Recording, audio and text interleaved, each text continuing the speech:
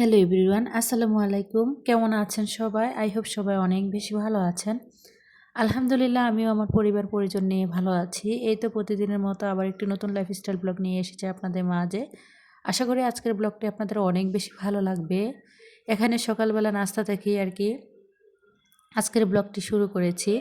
তো আজকে এখানে আর কি এই যে ভাপা পিঠা বানাবো। আর আগের দিন হয়তো আগের ভিডিওতে দেখেছিলেন একটা নারকেল এনেছিলাম, তো নারকেলটা কুড়িয়ে রেখেছিলাম। তো ভাপা পিঠা কিন্তু নারকেল দিয়ে আর খেজুরের গুড় দিয়ে খেতে অনেক বেশি মজা হয় শীতের দিনে।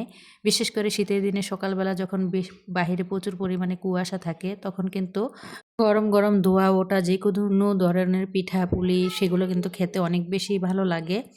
তা আজকে কিন্তু বিশেষ করে আমি প্রেশার কুকারে যে সিটি দেয় ওইটা উঠিয়ে নিয়েছি। আর এখানে যে এটাকে কি বলে, এটার মাধ্যমে আর কি একটা কুন নিয়ে নিয়েছি। এটার মাধ্যমে আর কি আজকে আমি পিঠাগুলো বানাচ্ছি। বিশ্বাস করেন, কি বলবো, 5 মিনিটও মনে হয় লাগে না একটা পিঠা হতে। আমার মনে হয় আধা ঘন্টা কি 20 মিনিটের মধ্যে মনে হয় আমি সবগুলো পিঠা বানিয়ে ফেলেছিলাম। 2-3 মিনিট পর পরে কিন্তু একটা পিঠা হয়ে যায়। 2 মিনিট, হাইস্ট হলে 2 মিনিট আর কি। আপনারা চাইলে এভাবে প্রেশার কুকারে একটা কোনের সাহায্যে এভাবে পিঠাগুলো বানিয়ে নিতে পারেন। এতে করে কিন্তু দেখা গিয়েছে যে গ্যাস খরচটা অনেকটাই কম লাগবে। বিশ্বাস করেন, আমার খুবই তাড়াতাড়ি হয়ে গিয়েছিল এই পিঠাগুলো বানাতে। যদি আমি এমনিতে পাতিলের সাহায্যে যদি বানাতে যেতাম, তাহলে মনে হয় আমার আধা ঘন্টা টাইম লেগে যেত। আমার মনে হয় 10 থেকে 15 মিনিটে আমি সবগুলো পিঠা বানিয়ে ফেলেছিলাম। আর পিঠাগুলো এত বেশি মানে নরম আর সফট হয়েছিল। আর বিশেষ করে এই পিঠাগুলোতে আমি কিন্তু সিদ্ধ চালের যে গুঁড়া হয়, সিদ্ধ চাল বাঙিয়ে এনেছিলাম, সিদ্ধ চাল দিয়ে বানিয়েছি। আপনারা অবশ্যই বাসায় ট্রাই করবেন। সিদ্ধ চাল দিয়ে শীতের দিনে যে কোনো পিঠা বানাতে দেখা গিয়েছে, বাবা পিঠা বা মেরা পিঠা, এগুলো বানালে কিন্তু পিঠাগুলো অনেক বেশি নরম হয়। তো যাই হোক, এদিক দিয়ে পিঠা বানিয়ে সকালে কিন্তু সকালে নাস্তা করে নিয়েছি। তারপরে সোজা চলে এসেছি, মানে আজকে সবসময় হয়তো গুছানো বিছানা দেখেন, আজকে একটু মানে অগুছালো বিছানা দিয়ে শুরু করলাম। আসলে দিনের শুরুটা যদি হয় সংসারের কাজকর্ম দিয়ে, আর আমি মনে করি কি সকালবেলা ঘুম থেকে ওঠার পর একটা গৃহিণী যদি সে তার সংসারের বিশেষ করে বিছানাটা যদি গুছানো থাকে, তাহলে মনে হয় তার ঘরের সব কিছুই একদম গুছানো এবং পরিপাটি। আমি মনে করি কি একটা ঘরের সৌন্দর্যই হচ্ছে, মূল সৌন্দর্যই হচ্ছে বিছানা। তো বিছানাটা যদি পরিপাটি থাকে, আমার কাছে মনে হয় পুরোটা ঘরই একদম বা পুরোটা বাসা একদম পরিপাটি। তা আমি এদিক দিয়ে আর কি যখন ভিডিও করছিলাম, আমার ছোট্ট বুড়ি কিন্তু আমার পেছন পেছন ঘুরছিল। তো আসলে বাচ্চা মানুষ বলে কথা, অনেক সময় যদি ওকে নিষেধও করি যে আম্মু তুমি এই রুমে এসো না, আম্মু ভিডিও করছি, কিন্তু ও কিন্তু শুনতে চায় না বা বুঝতে চায় না। প্রায় সময় কি করবে, ও মানে ভিডিওর মাঝখানে চলে আসে। তো সবাই একটু প্লিজ ক্ষমা সুন্দর দৃষ্টিতে দেখবেন। তো যাই হোক, তারপরে চলে এসেছে এখানে টেবিলে আর কি। আজকে দেখলাম যে টিস্যুগুলো আর কি শেষ হয়ে গিয়েছে, তো টিস্যুগুলো আর কি আবার নতুন করে দিয়ে দেব। তো যাই হোক, ভিডিও টাইটেল এবং থাম্বনেল দেখে হয়তো বুঝতে পেরেছেন, স্বামীর অল্প ইনকাম কম থাকার পরও বা স্বামীর ইনকাম কম থাকার পরও কীভাবে মোটা অঙ্কের টাকা সঞ্চয় করবেন শুধুমাত্র গৃহিণীরা ঘরে বসে, সেটাই আর কি আজকে আপনাদের মাঝে শেয়ার করব। আসলে আমরা গৃহিণীরা স্বামীর অল্প ইনকামেও কিন্তু সংসারটাকে কিভাবে চালাবো সেটা কিন্তু পুরোটাই আমাদের উপরে নির্ভর করে। আমরা চাইলে দুহাত উজাড় করে সংসারে খরচ করতে পারি, আবার চাইলে কিন্তু আমরা একটু হিসেব করে বুদ্ধি করে একদম কম খরচ দিয়েও কিন্তু সংসারটাকে খুব সুন্দরভাবে চালাতে পারি। এটা কিন্তু প্রতিটা সংসারের গৃহিণীদের উপরেই নির্ভর করে। আমরা গৃহিণীরা চাইলে কিন্তু স্বামীর অল্প ইনকাম দিয়ে পুরো মাসে সংসারটা সুন্দরভাবে চালিয়েও কিন্তু প্রতি মাস শেষে মোটা অঙ্কের টাকা সঞ্চয় করতে পারি, শুধুমাত্র একটু বুদ্ধি দিয়ে টেকনিক খাটিয়ে যদি সংসারটা চালাই। আর আমি মনে করি কি এখনকার মানে বর্তমান সময়ে এসে বেশিরভাগ মানুষই কিন্তু গৃহিণীদের হাতে পুরো সংসারের খরচটা অনেক হাজব্যান্ডরা দিয়ে দেন।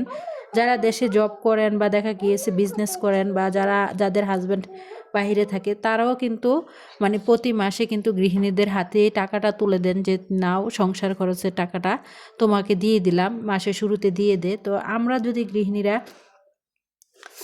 একটু হিসেব করে চলি, তাহলেই কিন্তু ইচ্ছে করলে প্রতি মাসেই কিন্তু আমরা মোটা অঙ্কের টাকা সঞ্চয় করতে পারি।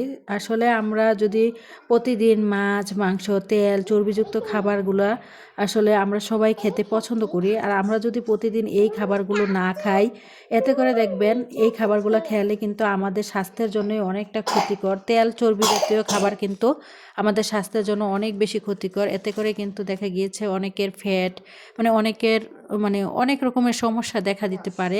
তা আমরা যদি প্রতিদিন এই তেল চর্বিযুক্ত খাবার না খাই, দেখা গেছে আমরা যদি সপ্তাহে একদিন মাছ, একদিন মাংস খাই, আর সপ্তাহে বাকি দিনগুলোতে যদি দেখা গিয়েছে ডাল, ভর্তা বা অন্যান্য খাবার যদি দেখা গেছে শাক সবজি এগুলো দিয়েই আর কি সুন্দর করে বুদ্ধি করে সংসারটাকে চালাই, এতে করে কিন্তু আমাদের নিজেদের স্বাস্থ্যই কিন্তু ভালো থাকবে। আর অন্যদিক দিয়ে কিন্তু দেখা গিয়েছে অসুস্থ হওয়ার কোনো পরিকল্পনা থাকে না, বা অন্য দিক দিয়ে কিন্তু আমরা আমাদের বাচ্চাদেরকেও বিভিন্ন রকমের রোগ প্রতিরোধ ক্ষমতা বা রোগের বালাইয়ের হাত থেকে আর কি বাঁচাতে পারি।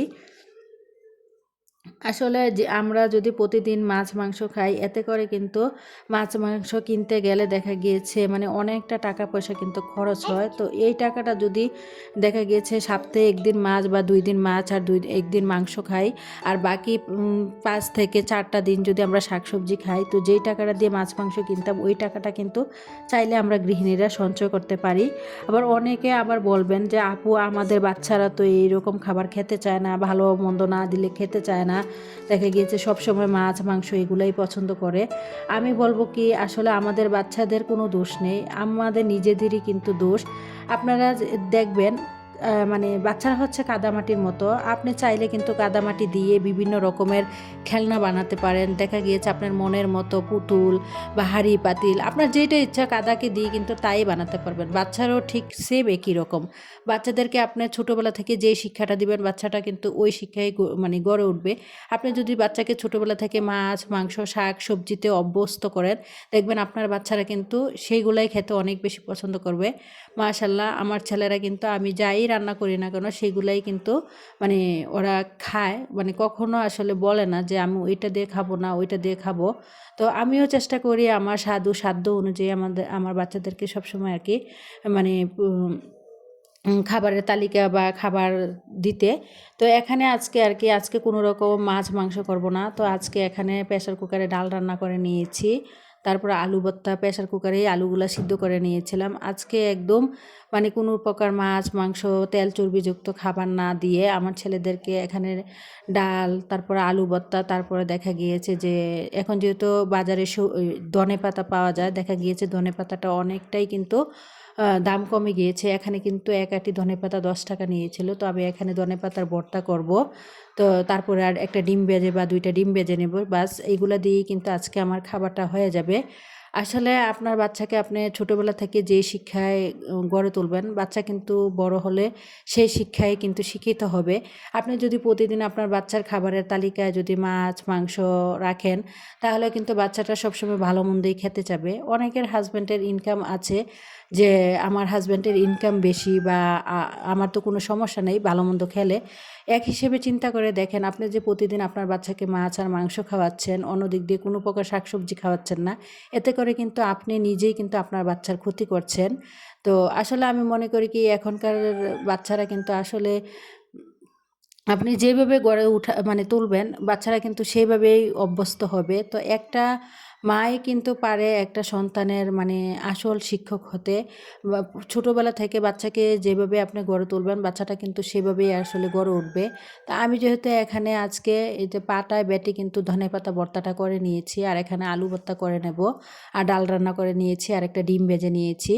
তো দেখা গিয়েছে এগুলা দিয়েই কিন্তু আজকে আমাদের খাবারটা হয়ে যাবে। এতে করে কিন্তু আমার আজকে আর মাছের বাজার লাগলো না।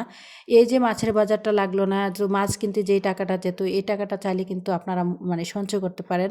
তো প্রতিনিয়ত যদি আপনি একটু হিসেব করে বুদ্ধি করে টেকনিক খাটিয়ে যদি সংসারে কি রান্না করবেন, কিভাবে কি পরিচালনা করবেন, সেগুলো যদি আগে থেকে ভেবে চিন্তে পরিচালনা করেন, এতে করে কিন্তু প্রতি মাসেই কিন্তু আপনার সংসার খরচ থেকে আপনি চাইলে মোটা টাকা মানে টাকা পয়সা বা মোটা অঙ্কের টাকা কিন্তু আসলে আপনারা সঞ্চয় করতে পারেন। তা আমিও সবসময় চেষ্টা করি আমার সংসারের খরচ কমিয়ে বা বাচ্চাদের খরচ কমিয়ে সবসময় একটু করে টাকা পয়সা সঞ্চয় করতে। আসলে টাকা পয়সা এমন একটা জিনিস, বিপদ আসলে বোঝা যায় টাকা পয়সার গুরুত্বটা কতটুকু। আপন মানুষের চেয়েও কিন্তু বেশি কাজে লাগে আপনার টাকা পয়সা। আপনি একটা বিপদে পড়ে দেখেন, আপন মানুষের কাছে ফোন দিলেও তখন কিন্তু ওনারা ফোনটা ধরতে চায় না। আর টাকা পয়সা থাকলে কিন্তু দেখবেন আপনার মানে সবচেয়ে শক্তিশালী হাতিয়ার মনে হবে আপনার ওই টাকা পয়সাগুলোই। তা আমি মনে করি কি প্রতিটা গৃহিণী যদি হিসেব করে বুদ্ধি করে সংসারটা চালায়, এতে করে কিন্তু প্রতি মাসে কিন্তু মোটা অঙ্কের টাকা পয়সা চাইলে তারাই কিন্তু আসলে সঞ্চয় করতে পারে। তা আপনাদের সাথে কথা বলতে কিন্তু এখানে ডাল, তারপরে ডিম ভাজা, তারপরে দেখা গিয়েছে ধনেপাতা ভর্তা, আলু ভর্তা বানিয়ে নিয়েছিলাম। তো এরই মাঝে দুপুরে খাওয়া-দাওয়া শেষ করে সংসারের সব কাজকর্ম শেষ করে একদম এটা ছিল একদম বিকেলবেলা আর কি। তো দেখলাম বাসার অনেক কিছু মানে ঝাড়গুলা খালি হয়ে গিয়েছে। তো এখন রিফিল করে নেব আর কি। আবার বাজার থেকে অনেক কিছু আনা হয়েছে, সেগুলোও কিন্তু আসলে দেখা গিয়েছে রিফিল করতে হবে। তো এই যে বড় জারটা ছিল এটা আমার প্রয়োজন আছে, যার কারণে আর কি যে চানাচুরগুলো ছিল এগুলা এই যে ছোটো জারের মধ্যে মানে নিয়ে নিয়েছি। তো যাই হোক আপনারা চাইলে এগুলা এই মানে আইডিয়াগুলো কাজে লাগিয়ে কিন্তু প্রতি মাসে সংসার খরচ থেকে কিন্তু মোটা টাকা মানে মোটা অঙ্কের টাকা পয়সা চাইলেই কিন্তু আপনি জমাতে পারেন বা সঞ্চয় করতে পারেন, শুধুমাত্র একটু বুদ্ধি টেকনিক খাটিয়ে। আসলে যে সঠিক খাদ্যাভ্যাসও কিন্তু আমাদের জীবনকে বদলে দিতে পারে। একটু ভালো মন্দ খাওয়া খেয়ে অসুস্থ হওয়ার চেয়ে আমি মনে করি শাক সবজি ভর্তা ঢাল এগুলা খেয়ে যদি সুস্থ থাকা যায়, এতে করে কিন্তু ডাক্তারের বা যে টাকাগুলো যেত এগুলো আর যাবে না। এতে করে কিন্তু আপনি ডাক্তারকে যে টাকাটা দিতেন এই টাকাটাও কিন্তু চাইলে আপনি সঞ্চয় করতে পারেন। তারপর আবার অনেকে আছে বাহিরের খাবারের, অনেক বাচ্চারা বাহিরের খাবারের প্রতি অনেক বেশি মানে অভ্যস্ত, সেগুলা যদি বর্জন করেন, ঘরে যদি নিজে অল্প তেল মশলা দিয়ে বাচ্চাদেরকে বাসায় মানে নাস্তা বানিয়ে দেন, এতে করেও কিন্তু আপনার অনেকটা টাকা পয়সা কিন্তু আপনি চাইলে বাসায় কিন্তু বসে সঞ্চয় করতে পারেন। আমার পরবর্তী ভিডিও দেখার আমন্ত্রণ জানিয়ে আজকের মতো ভিডিওটা এখানেই শেষ করলাম। সবাই ভালো থাকবেন। খুদা হাফেজ। আসসালামু আলাইকুম।